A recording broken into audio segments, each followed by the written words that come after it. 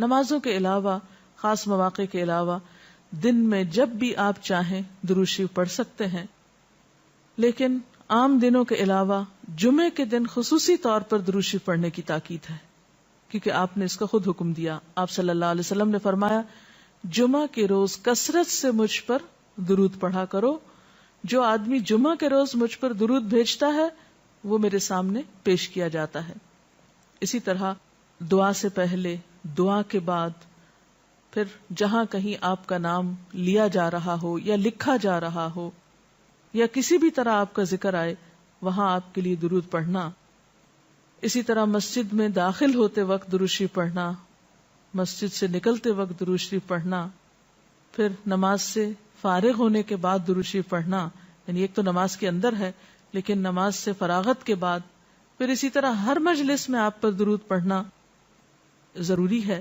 پھر اسی طرح صبح و شام کے اوقات میں، یعنی یہ تمام مواقع ایسے مواقع ہیں جس میں آپ درود شریف پڑھ سکتے ہیں.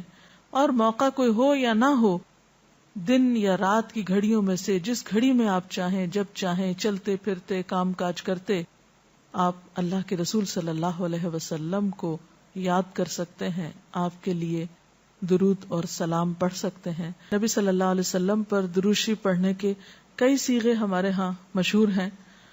اس میں کچھ تو وہ ہیں جو آپ صلی اللہ علیہ وسلم سے ثابت ہیں، اور کچھ ایسے ہیں کہ جو لوگوں نے بعد میں خود بنا لیے ہیں. تو وہ ایسے تمام ورژن یا ایسی تمام عبارتیں جو لوگوں نے خود اس معنی کی بنائی ہیں، خواہ وہ عربی میں ہیں یا اردو میں ہیں، تو ان کو پڑھنے کی حد تک تو پڑھا جا سکتا ہے. یعنی اگر نثر میں کوئی ایسی عبارت موجود ہے جس میں آپ صلی اللہ علیہ وسلم کے لیے دعا کی گئی ہے یا آپ کی مدح کی گئی ہے یا آپ پر سلام بھیجا گیا ہے، خواہ وہ نثر میں ہو یا شعر میں، تو اس میں حرج تو کوئی نہیں. لیکن وہ چیز جو خود آپ صلی اللہ علیہ وسلم نے ہمیں سکھائی اور جو آپ کی طرف سے ہمیں ملی، اس کا مقام باقی ہر انسان کے کلام پر کہیں بلند ہے، کہیں زیادہ فائدہ مند ہے. تو وہ درود شریف جو مسنون ہے، وہ صیغہ جو آپ سے ثابت ہے، اس کا پڑھنا افضل ہے، وہی اصل درود ہے. اور باقی تو انسانوں کے خیالات یا جذبات کا اظہار ہے، خواہ وہ شعر میں ہو، خواہ وہ نثر میں ہو، خواہ وہ اردو میں ہو، خواہ پنجابی میں ہو یا کسی اور زبان میں ہو، وہ تو پھر انسانوں کے کلام ہے نا. تو جس طرح اللہ سبحانہ و تعالیٰ کے کلام کو باقی تمام انسانوں کے کلام پر فضیلت ہے، اسی طرح نبی صلی اللہ علیہ وسلم کے کلام کو بھی باقی انسانوں کے کلام پر فضیلت ہے. ایک عام شاعر کتنی بھی خوبصورت بات کرے لیکن اللہ کے رسول صلی اللہ علیہ وسلم سے آگے تو اس کی بات نہیں ہو سکتی. ایک عام انسان کتنے بھی خوبصورت انداز میں آپ صلی اللہ علیہ وسلم کا ذکر خیر کرے لیکن وہ اس کے برابر تو نہیں ہو سکتا جو نبی صلی اللہ علیہ وسلم نے خود ہمیں دیا. تو بہترین صیغہ وہی ہے جو ہم نماز میں پڑھتے ہیں، جسے درود ابراہیمی کہا جاتا ہے، اور اس کا پڑھنا باعث اجر و ثواب ہے اور اس میں کوئی شک ہی نہیں. اسی طرح یہ چونکہ تھوڑا طویل ہے تو اس کو مختصر انداز میں بھی آپ پڑھ سکتے ہیں. مثلا صرف اگر آپ صلی اللہ علیہ وسلم کہہ رہے ہیں تو یہ بھی درست ہے، یہ بھی درود شریف مکمل ہے ایک طرح سے، اگرچہ مختصر ہے. اسی طرح اللہم صلی وسلم علی نبینا محمد، یہ بھی آپ پڑھ سکتے ہیں. صلی اللہ علی النبی الکریم کہہ سکتے ہیں. تو مختصر ہو یا درود ابراہیمی کچھ طویل شکل میں ہو، اصل چیز تو ذکر میں مشغول ہونا ہے. تعداد میٹر نہیں کرتی جتنا وہ احساس اور جذبہ اور عقیدت جو کہ درود شریف پڑھتے ہوئے آپ صلی اللہ علیہ وسلم کے لیے ہماری ہو سکتی ہے. تو ہمارے لیے دن میں بے شمار مواقع ایسے ہوتے ہیں کہ جس میں ہم درود شریف پڑھ سکتے ہیں. سب سے پہلا موقع تو خود نماز کا موقع ہے. اس وقت تک نماز مکمل نہیں ہوتی جب تک ہم اس میں درود شریف نہیں پڑھتے. پھر اسی طرح عام نمازوں کے علاوہ نماز جنازہ میں بھی درود شریف پڑھا جاتا ہے. پھر اذان کے بعد درود شریف پڑھا جاتا ہے. آپ صلی اللہ علیہ وسلم نے فرمایا جب مؤذن کی آواز سنو یعنی اذان سنو تو وہی کہو جو مؤذن کہتا ہے، یعنی اذان کا جواب دو، پھر مجھ پر درود پڑھو. یعنی اذان کا جواب دینے کے بعد جب اذان ختم ہو جائے تو کیا کرنا چاہیے؟ نبی صلی اللہ علیہ وسلم پر درود بھیجنا چاہیے. کیونکہ مجھ پر درود پڑھنے والے پر اللہ تعالیٰ 10 رحمتیں نازل فرماتا ہے. اس کے بعد میرے لیے اللہ سے وسیلہ مانگو، جو جنت میں ایک مقام ہے جو جنتیوں میں سے صرف کسی ایک ہی کو ملے گا، اور مجھے امید ہے کہ وہ جنتی میں ہی ہوں گا، یعنی آپ صلی اللہ علیہ وسلم ہی کے لیے وہ مقام ہے. اور آپ نے یہ بھی فرمایا کہ من سألی اللہ الوسیلہ، جس نے اللہ سے میرے لیے وسیلہ کی دعا کی، یعنی درود شریف کے علاوہ آت محمد الوسیلۃ دعا ہم پڑھتے ہیں، یہ دعا بھی پڑھی جانی چاہیے. تو جس نے یہ دعا پڑھی اس کے لیے میری شفاعت واجب ہو جائے گی، یعنی قیامت کے دن پھر میں اس کے لیے شفاعت کروں گا. پھر یہ کہ درود شریف نہ صرف یہ کہ دنیا میں انسان کے لیے فائدے کا باعث ہے، بلکہ آخرت میں انسان کے لیے شفاعت کا ذریعہ بھی ہے. درود شریف پڑھنے والوں کو نبی صلی اللہ علیہ وسلم کی شفاعت نصیب ہوگی. آپ نے فرمایا جس نے 10 مرتبہ صبح و شام مجھ پر درود بھیجا اسے قیامت کے دن میری شفاعت حاصل ہوگی.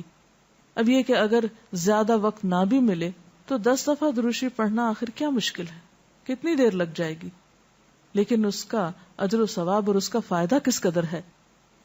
پھر اسی طرح درود شریف دعاؤں کی قبولیت کا ذریعہ بھی بنتا ہے، یعنی اگر دعا کرنے سے پہلے درود شریف پڑھا جائے اللہ تعالیٰ کی حمد و ثنا کے بعد تو اس سے دعا کی قبولیت میں اضافہ ہوتا ہے.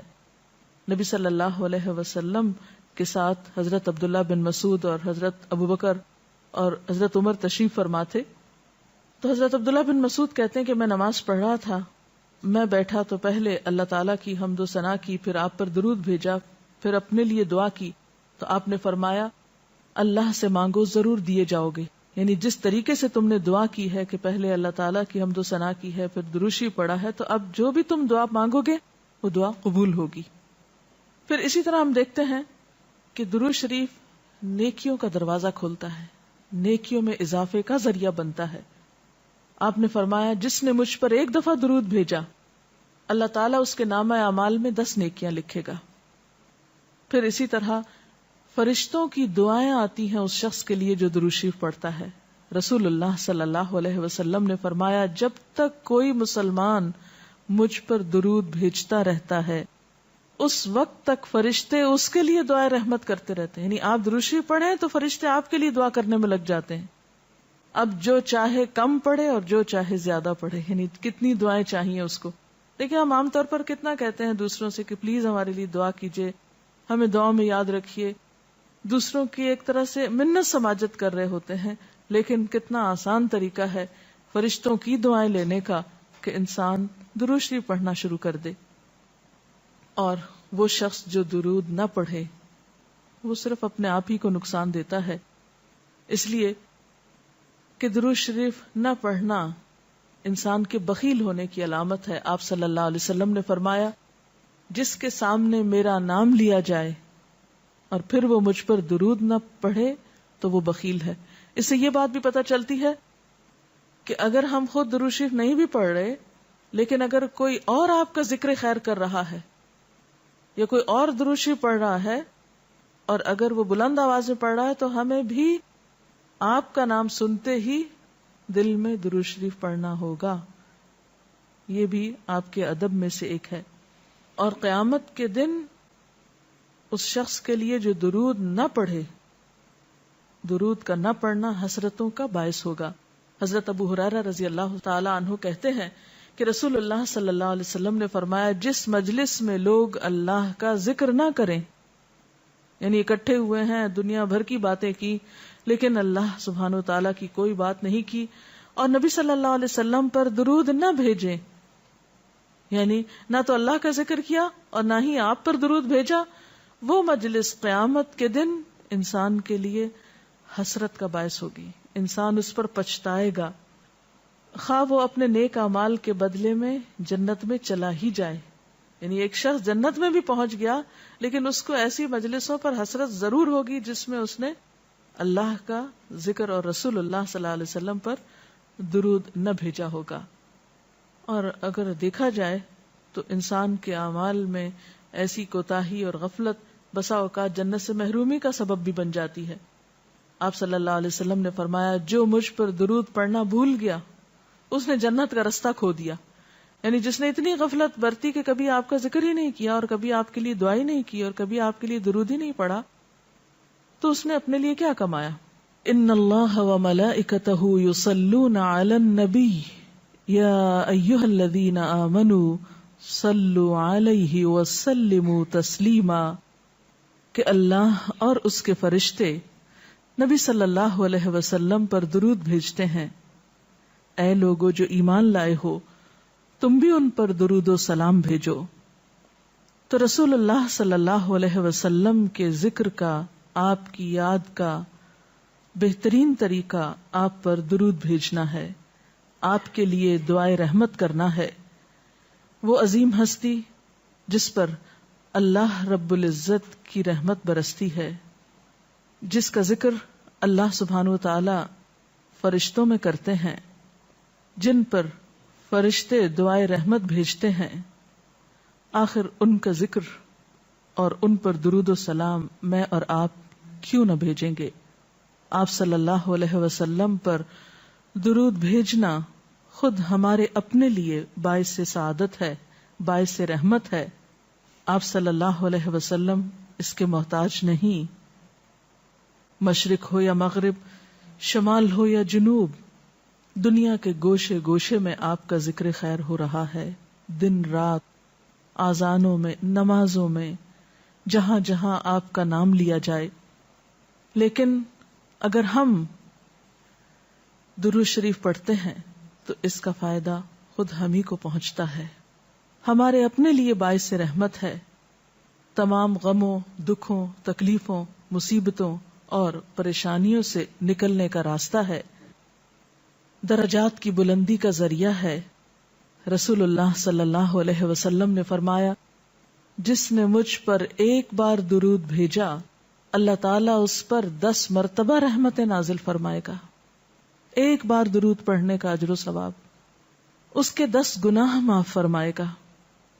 یعنی صرف 10 رحمتیں نہیں, 10 گناہوں کی بخشش بھی ہوگی اور 10 درجے بلند فرمائے گا, یعنی درجات کی بلندی بھی.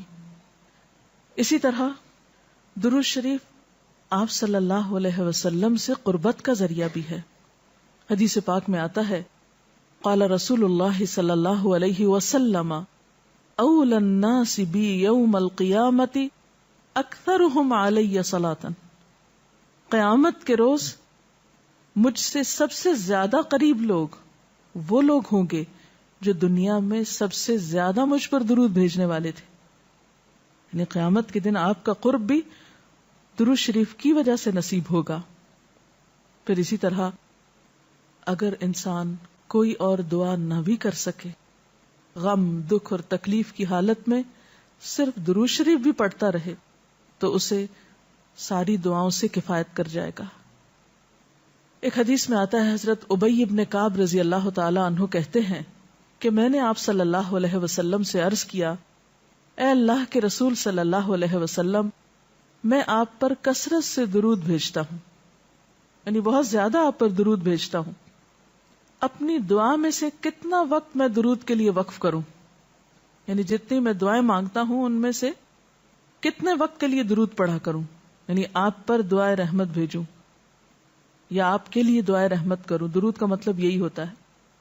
تو آپ صلی اللہ علیہ وسلم نے فرمایا, جتنا تو چاہے